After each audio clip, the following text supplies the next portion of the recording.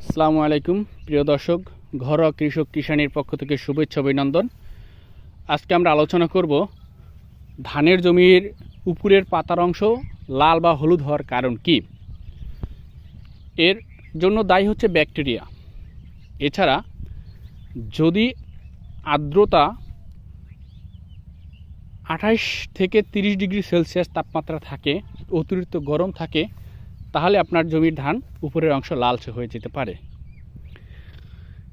এছাড়া যদি অতিরিক্ত ঠান্ডা বা ঘন কুয়াশা পড়ে, তাহলে আপনার জমির ধান উপরের অংশ লাল বা হলুদ হয়ে যেতে পারে। দ্বিতীয়ত হচ্ছে, যদি উপরে গরম থাকে, নিচে জমিতে পানি না থাকে, তাহলে আপনার পাতা লাল হওয়ার কারণ। তৃতীয়ত পটাশের অভাব। চতুর্থত সালফারের অভাব। এই কয়েকটা কারণে আপনার ধানের পাতা লাল হয়ে যেতে পারে। এছাড়াও আছে ইউরিয়া সারের অতিরিক্ত প্রয়োগ। এজন্য রসালোর কারণে ধান যে ব্যাকটেরিয়াটা এটা আরও বিস্তার লাভ করে। তাহলে আমাদের করণীয় কি, এটা নিয়ে একটু আলোচনা করি। যদি এরকম হয়ে থাকে, তাহলে আমরা যখন আমার ইউরিয়া সারটা প্রয়োগ করি, তখন অবশ্যই পটাশের মাত্রা একটু বেশি দিতে হবে।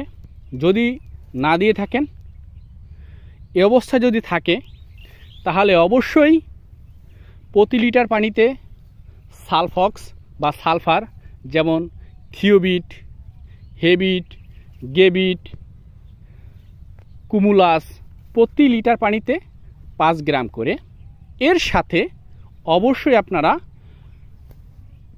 প্রতি লিটার পানিতে 1 গ্রাম পটাশ সার, এটা যদি না হয় অবশ্যই ফাস্ট পটাশ অথবা কুইক পটাশ দিয়ে প্রতি লিটার পানিতে 5 গ্রাম, তার মানে 1 লিটার পানিতে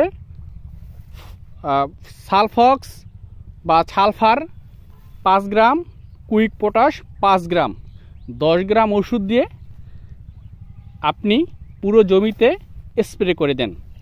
গাছের গোড়া থেকে মাথা পর্যন্ত স্প্রে করে দেন। দেখবেন যে খুব তাড়াতাড়ি আপনার এই সমস্যাটা সমাধান হয়ে যাবে। তো আজকে এই পর্যন্তই। আপনারা আমার চ্যানেলটিকে সাবস্ক্রাইব করুন, ফলো দিয়ে রাখুন আপডেট ভিডিও পেতে।